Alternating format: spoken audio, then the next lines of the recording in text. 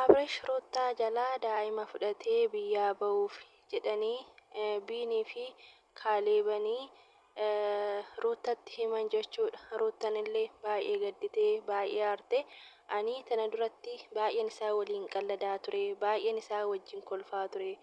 Garuummoo daa'ima koo irratti qaldiin beeku. Kana caalaa wanta hin taane keessa akka nan galchine, wanta hin taane keessa na galchuuf akka hin deemne. Ani wanta baay'ee dabarseera.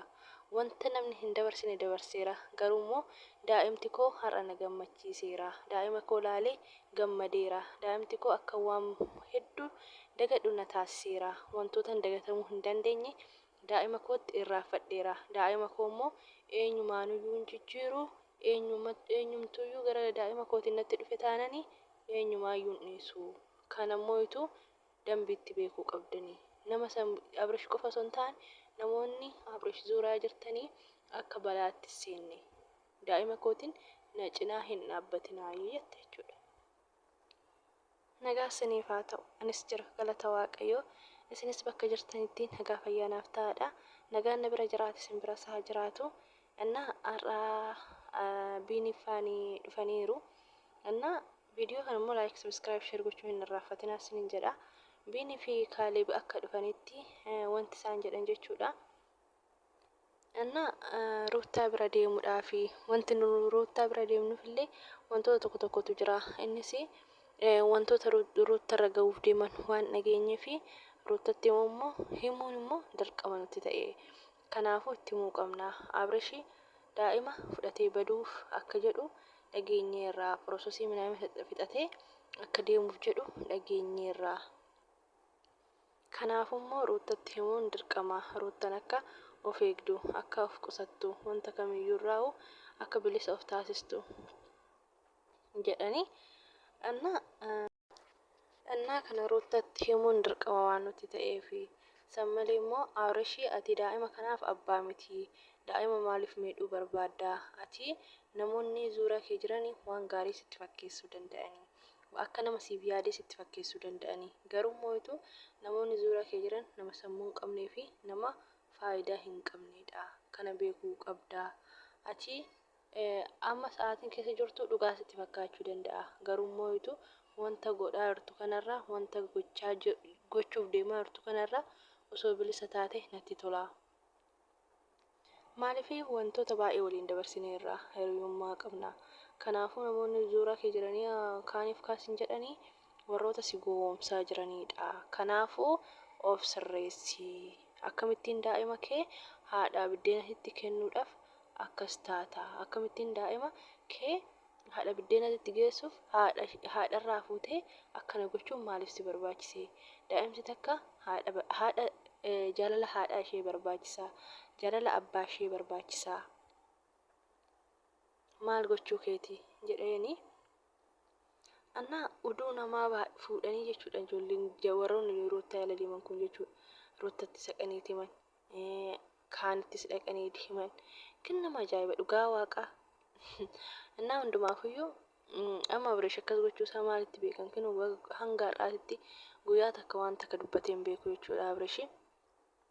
Innaa dirqamumaan Abresh wanta akkanaa yaadi jedhanii natti fakkaata. Innaa kanaafiyyuu Abresh wanta akkanaa sin hawwaaxa'uu, wanta akkanaatirraa gorii sin baasu, jireenya kee maaragaa jiraadhu. Namoonni si gorsanii, namoonni daariidha waan barbaadan sin jedhan kuni borutti gaafatamummaa si fudhatanii wantoota hin taane keessa of hin galchini. Gaafa Ruutaa yaalaa daa'ima fuute immoo Ruutaan yookiin callistee ilaaluu hin dandeessu. Kanaafuu immoo akkanumaan minaamina kana gochuu osoo hin taane dhaabbadhu of laali takkaayi. Innaa akkamitti akka yaadu naaf hin galleedhe. Innaa akkasuma Ruutaa bira deemanii Ruutaa bira dhaqnaan akkasuma akkuma argitan Ruutaadhaan walii galaniiru. Ruutaa wajjin kolfanii taphatanii bakka akkas hin jiraamee kolfanii waliin qalladanii taphatanii. Innaa wanti dhufneef har'aa wanta tokko sin jechuufi.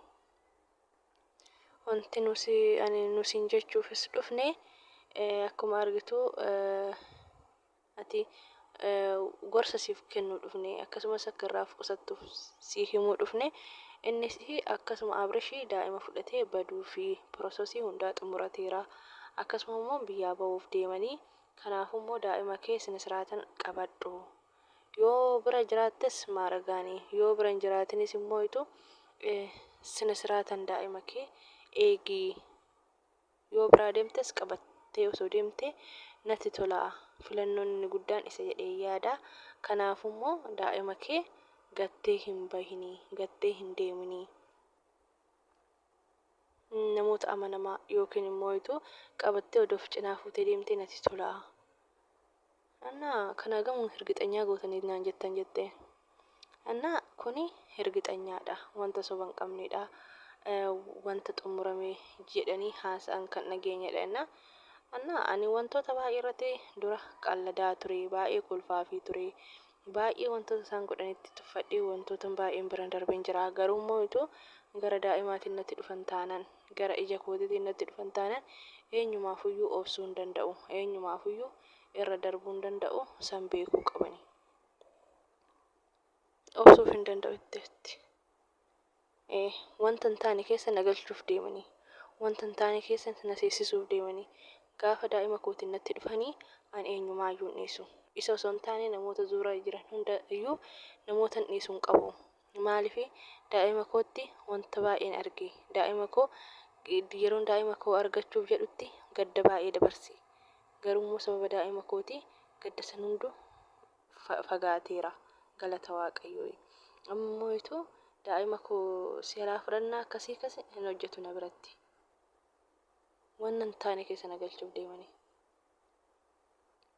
Ani sa'aatiin bakka hin jiraamire haalli rootan jettu sirriidha. Yeroo daa'ima san garaadhaa qabdutti waan baay'ee dabarsiteetti. Daa'ima san wajjin kuftee kaatee jirti. Maaliif yoo gara natti yaaman garasitti boqonnaa dhabdee sa'aatii saniin olii gadi kaachaa dhukkubsachaa amma normaalii miti kan namoonni akkas ta'e beekuu danda'a jechuudha. Sa'aatii san keessa dabartee har'ammoo daa'ima jalaa fudhanna. Innaa hin jenne malee innuyyuu warroota bakkanumaan iddoo deemtee qabbattu kana malee innuu hin jenne malee sanuummoo fudhachuu dirqama hin qabu. Ani wanti isaan jedhan kun natti hin tolle. Haa ta'uyyuu malee garuu rootanii baay'ee miira keessa galtee gara daa'ima kanatti nama takkaaf hin dhaga'utti.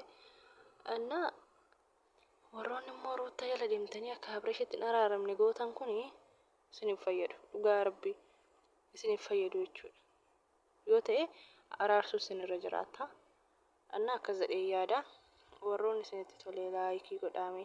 Sabiskiraayib sheer gochuu immoo hin irraanfatinaa. Viidiyoo babbareedaa fi hawwataa barumsa qabu.